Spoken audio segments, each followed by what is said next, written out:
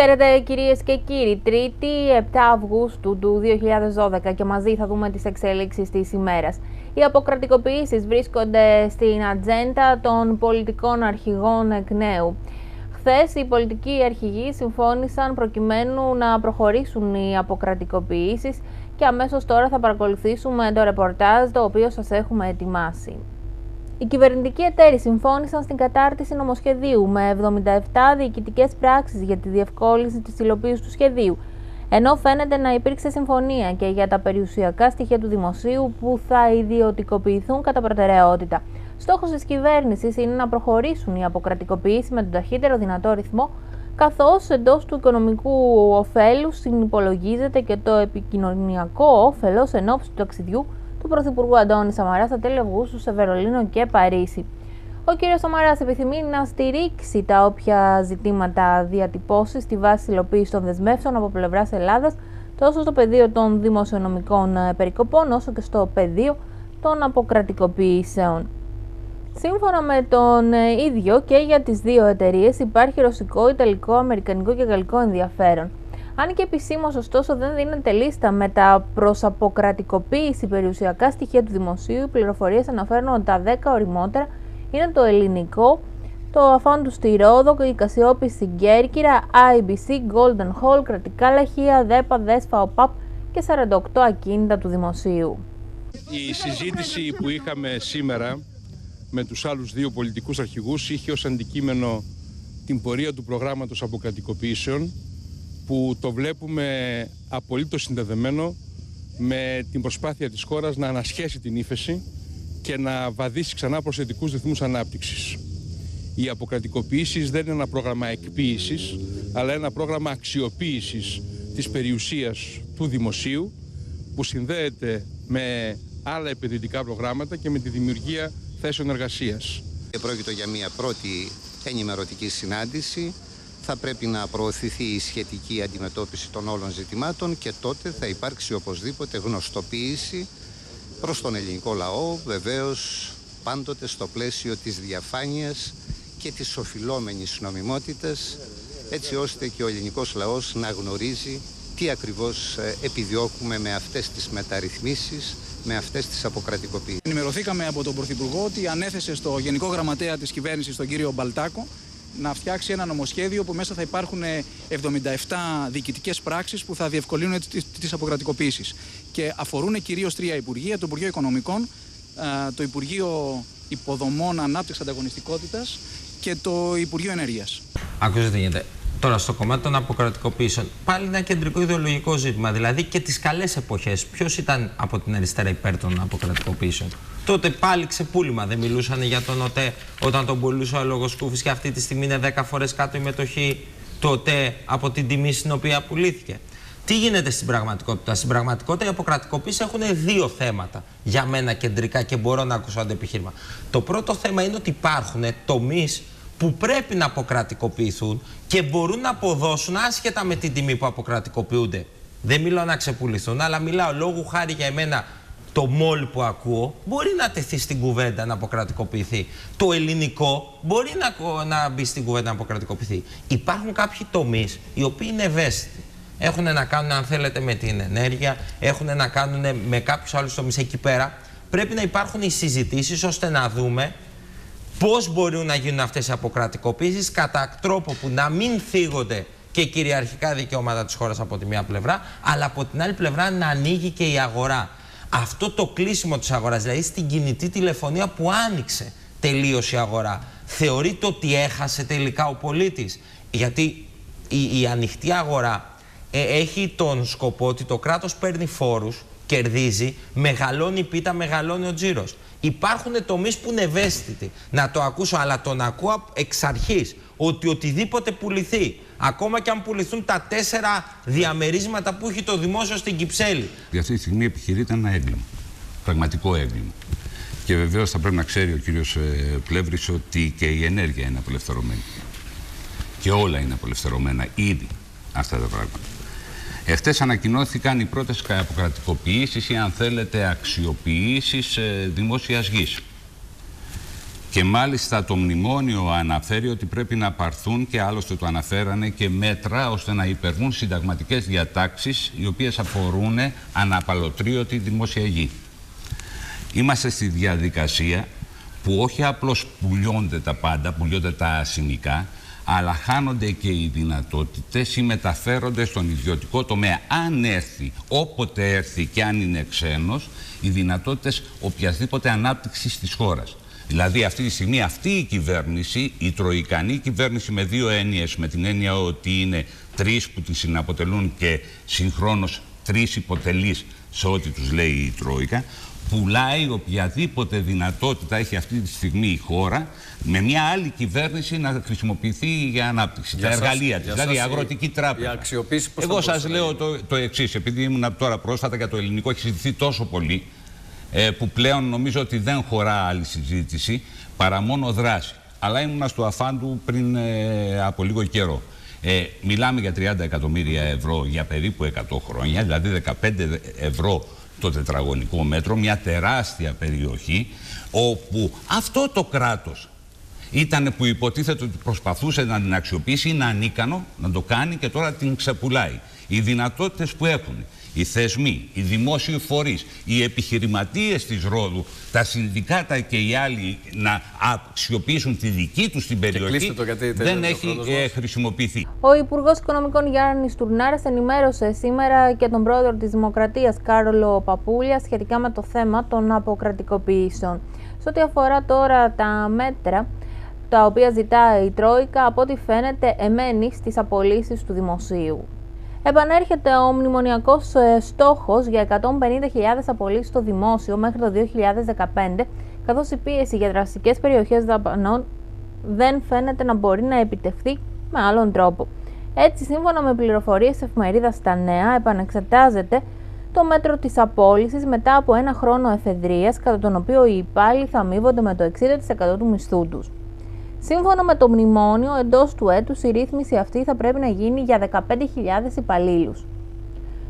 Όπως δήλωσε ο αναπληρωτής Υπουργός Οικονομικών Χρήστος Σταϊκούρας, η κυβέρνηση έχει εκφράσει τη βούληση να μην υπάρξουν απολύσεις. Ωστόσο, εξέφρασε την εκτίμηση ότι οι απολύσεις δεν είναι αποτελεσματικό μέτρο. Σε κάθε περίπτωση, όπως επιβεβαίωσε και ο αναπληρωτής Υπουργός Οικονομικών, η πρόταση της κυβέρνησης κοστολογείται και αυτή την εβδομάδα θα εξεταστεί από την Τρόικα. Πάντως, η πίεση για απολύσεις είναι μεγάλη, καθώς οι απαιτούμενες περικοπές των δημοσίων δαπανών δεν μπορούν να εξασφαλιστούν χωρίς δραστική μείωση του αριθμού των δημοσίων υπαλλήλων, όπως αναγνωρίζουν στελέχη του Οικονομικού Επιτελείου της κυβέρνησης. Συγκεκριμένα, αναζητούνται 11,5 δις ευρώ για τη διετία 2013-2014 και κατά τις ίδιες πληροφορίες προς το παρόν έχουν συμφωνηθεί μόνο τα 6,6 δισεκατομμύρια ευρώ. Μεταξύ άλλων, απορρίφθηκε σύμφωνα με πληροφορίες από την Τρόικα η εκτίμηση για εξοικονόμηση 2 δις ευρώ από τα μέτρα της διοικητικής μεταρρύθμισης. Εξάλλου, σε εκκρεμότητα παραμένει και το πακέτο των 5 δις ευρώ που αναμένεται να εξοικονομηθεί από τις νέες ρυθμίσεις για τις συντάξεις. Ωστόσο, η απόφαση για την εφεδρεία δεν θα είναι εύκολη, καθώς η συμφωνία των τριών πολιτικών αρχηγών ανέφερε ότι δεν θα γίνουν απολύσεις στο δημόσιο. Μπορεί λοιπόν, κυρίες και κύριοι, να αναζητούνται τα μέτρα των 11,5 δις ευρώ και να γίνονται συνεχείς συσκέψεις επί ελληνικού εδάφους. Στη Γερμανία όμως φαίνεται ότι επικρατεί εκνευρισμός σχετικά με την στάση που τηρεί η Ελλάδα μέχρι στιγμής σε ό,τι αφορά τις δεσμεύσεις της. Να παρακολουθήσουμε χαρακτηριστικές δηλώσεις. Formulieren und es geht nur, wenn man am Ende ein Exempel statuiert. Das geht nur in Griechenland. Damit wird auch den anderen Partnern in Spanien, in Italien beispielsweise gezeigt, dass sie die Bedingungen einzuhalten haben. Es darf kein Fass ohne Boden werden. Die Entscheidung, ob Griechenland in der Eurozone verbleibt oder nicht, ist eine Entscheidung der griechischen Regierung, des griechischen Parlaments. Und ich glaube, wir würden uns einen Gefallen tun, wenn wir uns um die Fragen in Deutschland kümmern und die Fragen diskutieren, die wir am Ende des Tages zu entscheiden haben. Das eine ist, dass wenn die austreten und die wieder einführen ihre nationale Währung, dann könnten sie nicht zurückzahlen. Wenn sie nicht zurückzahlen, tritt die Haftung Deutschlands in Kraft. Das kostet uns mindestens 80 Milliarden Euro. Also schon deshalb bin ich dagegen. Und der zweite Grund, Griechenland würde verelenden, das wollen wir auch alle nicht. Να μείνουμε στα οικονομικά. Σε 7 δόσεις θα καταβληθεί τελικά το τέλος εισοδήματος, σύμφωνα με την ανακοίνωση του Υπουργείου Οικονομικών. τη θέσπιση 7 δόσεων για την πληρωμή του φόρου εισοδήματος, με την πρώτη δόση να καταβάλλεται στις 31 Αυγούστου και την τελευταία στις 28 Φεβρουαρίου του 2013, ανακοίνωσε το Υπουργείο Οικονομικών. Στη ρύθμιση υπάγονται μόνο όσοι έχουν υποβάλει εμπρόθεσμα τη φορολογική τους δήλωση και το οικογενειακό τους εισόδημα είναι μέχρι 60.000 ευρώ. Σε όσους φορολογούμενους η εκαθάριση γίνει μετά τον Αύγουστο, ο αριθμός των δόσεων θα είναι μικρότερος από 7, ώστε σε καμιά περίπτωση η τελευταία πληρωμή να μην ξεπερνά το όριο του Φεβρουαρίου. Οι δόσεις δεν καλύπτουν οφειλές που έχουν καταστεί ληξιπρόθεσμες. Όσοι έχουν πληρώσει ήδη την πρώτη δόση 30 Ιουνίου μπορούν να πληρώσουν το υπόλοιπο σε 7 δόσεις από τα τέλη Αυγούστου και μετά, ενώ όσοι έχουν πληρώσει την πρώτη δόση 31 Ιουλίου μπορούν να πληρώσουν τις υπόλοιπες 6 δόσεις από τις 30 Σεπτεμβρίου. Η κυβέρνηση, ενεργώντας στο πλαίσιο των δημοσιονομικών δυνατοτήτων, αναφέρει χαρακτηριστικά η ανακοίνωση και λαμβάνοντας υπόψη τις δυσκολίες των οικονομικά ασθενέστερων πολιτών, αποφάσισε την παροχή διευκόλυνσης εξόφλησης του φόρου εισοδήματος σε περισσότερες δόσεις. Στην Αθήνα εξακολουθεί να βρίσκεται ο πρόεδρος του Ισραήλ, Σιμών Πέρες, ο οποίος θα παραμείνει μέχρι την Πέμπτη. Στεφάνη, στο μνημείο του αγνώστου στρατιώτη κατέθεσε το πρωί της Τρίτης ο πρόεδρος του Ισραήλ, Σιμών Πέρες, ο οποίος συνεχίζει την επίσημη επίσκεψή του στην Ελλάδα. Κατά τις αλλεπάλληλες συναντήσεις που είχε με την πολιτιακή και πολιτική ηγεσία της χώρας, υπογράμμισε ότι υπάρχει βούληση για στενότερη συνεργασία μεταξύ Ελλάδας και Ισραήλ. Στο βραβευμένο με Νόμπελ Ειρήνης Ισραηλινό πρόεδρο απονέμεται και το μετάλλιο της Βουλής των Ελλήνων. Ο κύριος Πέρες θα συναντηθεί επίσης και με μέλη της εβραϊκής κοινότητας στην Αθήνα κατά τη διάρκεια της παραμονής του. Την Τετάρτη, ο Ισραηλινός πρόεδρος μαζί με τον κύριο Παπούλια θα πραγματοποιήσουν μονοήμερη επίσκεψη στην Ύδρα, ενώ η αναχώρηση του Ισραηλινού Προέδρου είναι προγραμματισμένη για το πρωί της Πέμπτης. Υπό δρακόντια μέτρα ασφαλείας οδηγήθηκε στον εισαγγελέα της Ήρου ο Πακιστανός, ο οποίος κατηγορείται για τον τραυματισμό της 15χρονης. Στο μεταξύ, κρίσιμη εξακολουθεί να παραμένει η κατάσταση της κοπέλας. Υπό δρακόντια μέτρα ασφαλείας οδηγήθηκε στον εισαγγελέα της Ήρου ο Πακιστανός, ο οποίος συνελήφθη και ομολόγησε την κακοποίηση αλλά και το σοβαρό τραυματισμό της 15χρονης στην Πάρο. Ο Πακιστανός είχε ζητήσει 48ωρη προθεσμία για να ετοιμάσει την απολογία του. Σύμφωνα με τα νέα, κατήγγειλε ότι ένας αστυνομικός φρουρός και άλλο ένα άτομο τον χτύπησαν στο πρόσωπο. Σύμφωνα με την καταγγελία που έκανε στο διοικητή της ασφάλειας, το βράδυ της Κυριακής εμφανίστηκε έξω από το κελείο που κρατούνταν ιδιοκτήτης εστιατορίου της Ήρου, ο οποίος έφερε στον κρατούμενο το φαγητό που είχε παραγγείλει. Σύμφωνα με το όσα κατήγγειλε, ο αστυνομικός άνοιξε την πόρτα του κελιού του και τότε οι δυο άρχισαν να το χτυπούν. Μετά τα παράπονα του Πακιστανού, ο αξιωματικός υπηρεσίας έκανε έγγραφη αναφορά και διατάχθηκε η κράτηση των δύο που πέρασαν το βράδυ στο διπλανό κελί. Ο ιατροδικαστής που τον εξέτασε διέγνωσε ένα είδημα στο πρόσωπό του, το οποίο σύμφωνα με την ιατροδικαστική έρευνα θα μπορούσε να προκληθεί έως και μία εβδομάδα νωρίτερα. Το μεσημέρι της Δευτέρας, με εντολή του εισαγγελέα, αφέθησαν και οι δύο ελεύθεροι. Ωστόσο, το επεισόδιο προκάλεσε εκ νέου αντιδράσεις στην τοπική κοινωνία και αρκετοί πολίτες συγκεντρώθηκαν έξω από το αστυνομικό τμήμα προκειμένου να διαμαρτυρηθούν. Κλινική εντατικής θεραπείας για 15η μέρα. Βρίσκεται σε συνεχή παρακολούθηση και υποστήριξη των οργάνων και των συστημάτων της.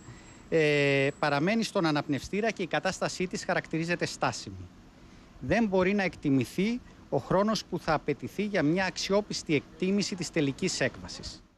Να αλλάξουμε θέμα και πάλι, κυρίες και κύριοι. Τέλος της συντάξης Μαϊμού από τον ΟΓΑ.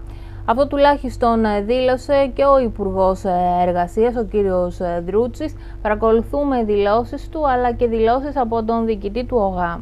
Δεν είναι δυνατόν και εν ώψη της δημοσιονομικής προσαρμογής της χώρας και των μέτρων που αναγκαστικά είμαστε υποχρεωμένοι να πάρουμε σε επίπεδο συντάξεων και προνοιακών επιδομάτων, να ανέχεται ο έντιμος Έλληνας φορολογούμενος και ο έντιμος συνταξιούχος να αιμορραγούν τα ασφαλιστικά ταμεία με τέτοιες παραβατικές συμπεριφορές. Γνωρίζουμε, κύριε Πέτρουλα, και το ποσό το οποίο αντιστοιχεί σε αυτόν τον αριθμό των υποτιθέμενων δικαιούχων.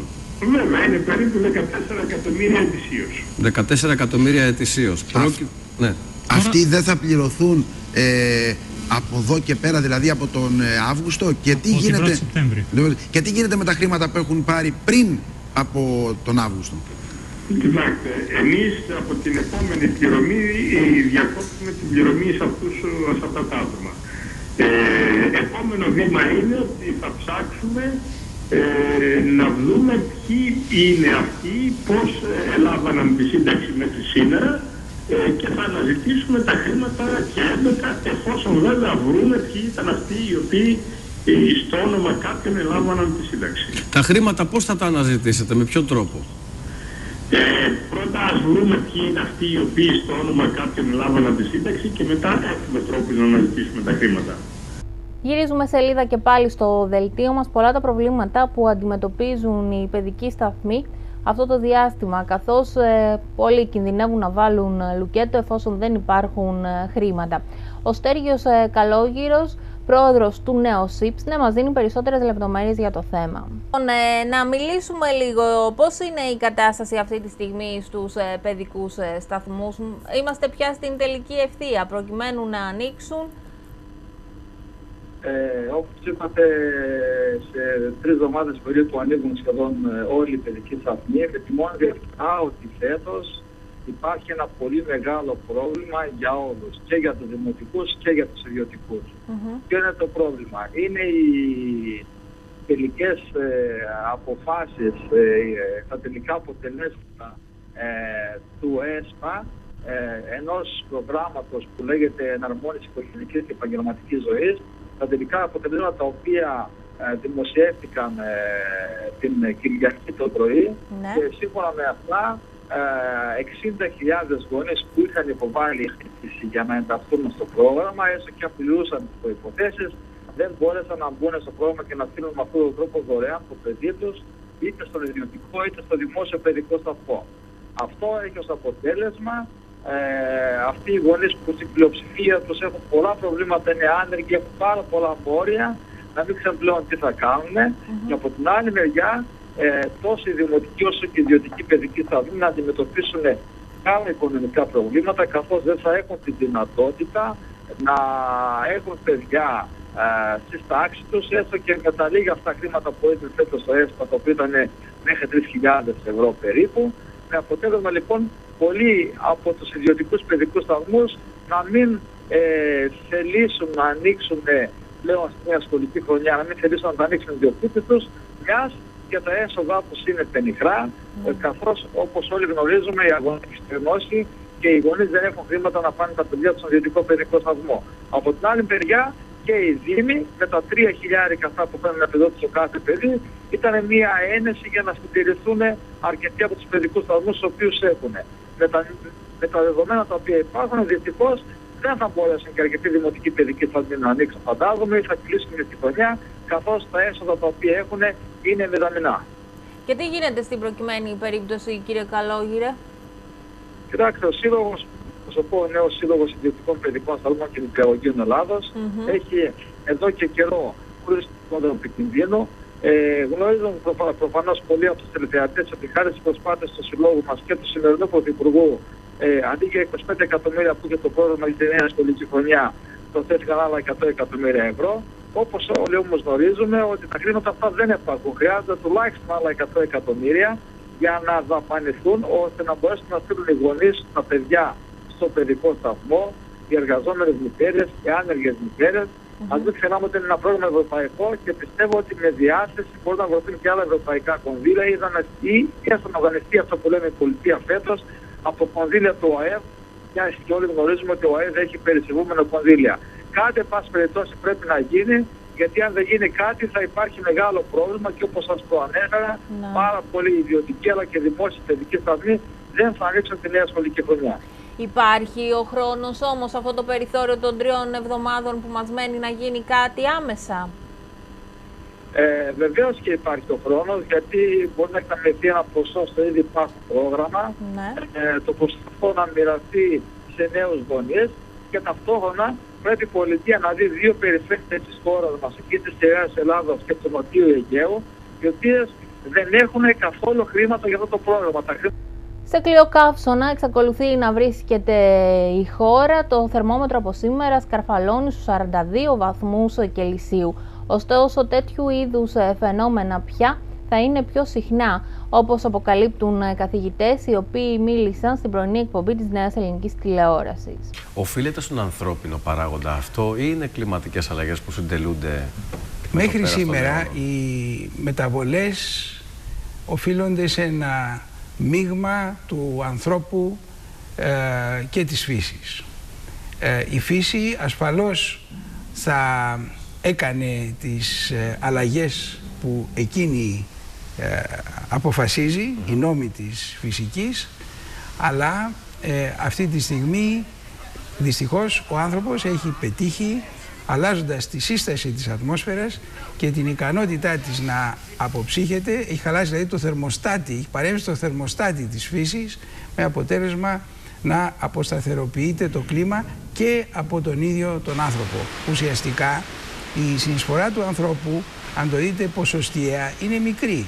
Αλλά το αποτέλεσμα είναι μεγάλο, γιατί όταν αυξάνει η συχνότητα εμφάνισης καυσώνων και άλλων ακραίων φαινομένων, αυτό έχει αποτέλεσμα πάρα πολύ δυσάρεστο στις πυρκαγιές, στην υγεία. Ευτυχώς έμαθαν τώρα οι Ευρωπαίοι και οι Μεσόγειοι να ζουν με τους καύσωνες και πρέπει να μάθουμε και εμείς. Και εννοώ ότι έχουμε πολύ λιγότερα θύματα θερμοπληξίας μετά από τα γεγονότα τα οποία έχουν πλήξει την Ευρώπη, ιδίως εκείνο του 2003, όπου χάθηκαν 40.000 και περισσότεροι στη Γαλλία, Βόρεια Ιταλία και Ισπανία, αλλά και του 1987 στην Ελλάδα, όπου χάθηκαν περίπου 2.000 άνθρωποι από θερμοπλήξη. Μπορούν να σας μιλήσουν για μια περίοδο η οποία καλύπτει ορισμένες χιλιάδες χρόνια, αλλά δεν μπορούν να πάνε τόσο πίσω. Υπάρχει φυσικά μια μεταβλητή η οποία αναγκάζει τη γη να διέρχεται αυτούς τους τα θερμά καλοκαίρια, τους ψυχρούς χειμώνες. Αυτό αποτυπώνεται από μετρήσεις που έχουν γίνει, αποτυπώνεται και από δευτερεύοντα στοιχεία. Ξέρουμε δηλαδή ότι το Μεσαίωνα πέρασε τέτοιες ακραίες καταστάσεις η Ευρώπη. Θα ήθελα όμως να δώσετε προσοχή σε κάτι άλλο εκτός από αυτό το θέμα το οποίο έχει να κάνει με τις κλιμακωτές αποτυπώσεις του κλίματος πάνω. Δεν ξέρω αν διαβάσετε τώρα τελευταία, πριν από μία εβδομάδα σημειώθηκαν τεράστια blackout στην Ινδία. Ένα μέρος του blackout συνέβαινε λόγω του ότι δεν είχαν τα υδροηλεκτρική ενέργεια, λόγω του ότι δεν ήρθαν οι μουσώνες. Τι σημαίνει μουσώνες? Είναι ένα σύστημα μετρολογικό το οποίο επισκέπτεται αυτή την περιοχή του πλανήτη, δηλαδή επισκέπτεται την Νοτιοανατολική Ασία. Μιλάμε τώρα για 3 δισεκατομμύρια κόσμο, 4 δισεκατομμύρια κόσμο, και οι μουσώνες είναι αυτοί οι οποίοι συντηρούν αυτόν τον πληθυσμό, δηλαδή φέρνουν με τις βροχές το ρύζι, φέρνουν τις καλλιέργειες και κατά αυτόν τον τρόπο ένα μεγάλο μέρος της γης μπορεί να συντηρηθεί εξαιτίας αυτών των πετρολογικών φαινομένων. Φανταστείτε τι θα συνέβαινε σε περίπτωση κατά την οποία επιδράσουμε εμείς σαν άνθρωποι πάνω στο περιβάλλον και αλλάξουμε αυτή την συμπεριφορά των μουσώνων. Δεν μπορώ να σας δώσω την ιδέα της μετανάστευσης λόγω του κλίματος και λόγω της έλλειψης των τροφίμων, αλλά η κατάσταση ήταν δραματική. Πρώτον, και το δεύτερον, όταν μιλάμε, και πολύ σωστά μιλάμε για καταστάσεις καύσωνα, μην ξεχνάτε ότι η έντονη αστικοποίηση των τελευταίων ετών έχει δημιουργήσει πόλεις κλουβιά, στις οποίες πόλεις κλουβιά ακόμη και η θερμοκρασία των 35 βαθμών, 36 βαθμών δημιουργεί μια κατάσταση, αυξάνει δηλαδή το δείκτη δυσφορίας, με αποτέλεσμα να αισθάνεσαι αυτή την... Να περάσουμε στο εξωτερικό δελτίο και συγκεκριμένα στις Ηνωμένες Πολιτείες Αμερικής και στον τρομοκρατικό χτύπημα που είχαμε χθες σε ναό των Σιχ. Ο δράστης τελικά εντοπίστηκε και πρόκειται για στρατιωτικό. Σοκαρισμένη είναι η κοινότητα των Σιχ στις Ηνωμένες Πολιτείες μετά τις σκηνές τρόμου που εκτελήχθηκαν σε ναό με απολογισμό 7 νεκρούς, περιλαμβανομένου και του δράστη σε μια επίθεση που χειρίζεται το FBI. Ο 44χρονος που άνοιξε πύρα διακρίτως στο ναό είναι ο πρώην στρατιωτικός Wayne Michael Page και είχε διασυνδέσεις με ρατσιστικές οργανώσεις. Πηγές του στρατού αναφέρουν πως ο ύποπτος για το μακελιό είχε αποπεμφθεί από το στράτευμα το 1998 για ανάρμοστη συμπεριφορά. Οι έρευνες για την επίθεση, που άφησε πίσω 6 νεκρούς και 3 σοβαρά τραυματίες, έχουν περάσει καθώς αντιμετωπίζεται ως υπόθεση εσωτερικής τρομοκρατίας. Η κοινότητα των ΣΥΧ είναι ωστόσο φοβισμένη. Ορισμένα μέλη της δεν μπορούν να πιστέψουν τα όσα διαδραματίστηκαν στο Τέμενος. Άλλοι λένε ότι φοβούνται ανάλογες επιθέσεις μετά την 11η Σεπτεμβρίου. Ο δράστης που άνοιξε πύρα διακρίτως στο ναό των ΣΥΧ είχε υπηρετήσει για αρκετό καιρό στο στρατόπεδο του Fort Bragg στη Βόρεια Καρολίνα, όμως δεν ανήκε πλέον στις τάξεις του στρατού, σύμφωνα με τις αστυνομικές πηγές. Κύριο γνώρισμα του δράστη ήταν ένα τατουάζ στο μπράτσο του που αναφερόταν στην 11η Σεπτεμβρίου, σύμφωνα με τα αμερικανικά μέσα ενημέρωσης, τα οποία ταυτοποιούν το δράστη ως τον Wayne Michael Page, το όνομα που επιβεβαίωσε ανωνύμως και αξιωματούχος της αστυνομίας.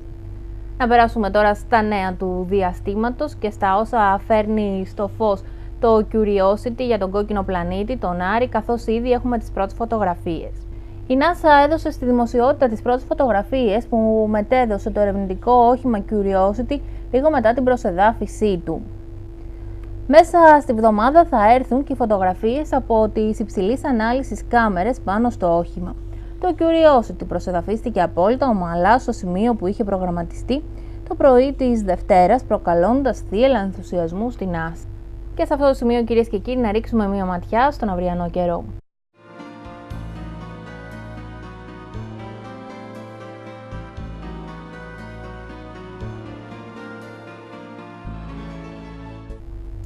Πολύ υψηλές θερμοκρασίες, κυρίες και κύριοι, και αύριο Τετάρτη σε ολόκληρη τη χώρα, σύμφωνα με τις προβλέψεις της Εθνικής Μετεωρολογικής Υπηρεσίας. Ο υδράργυρος θα φτάσει στους 41 βαθμούς στην Αττική και τους 40 στη Θεσσαλονίκη.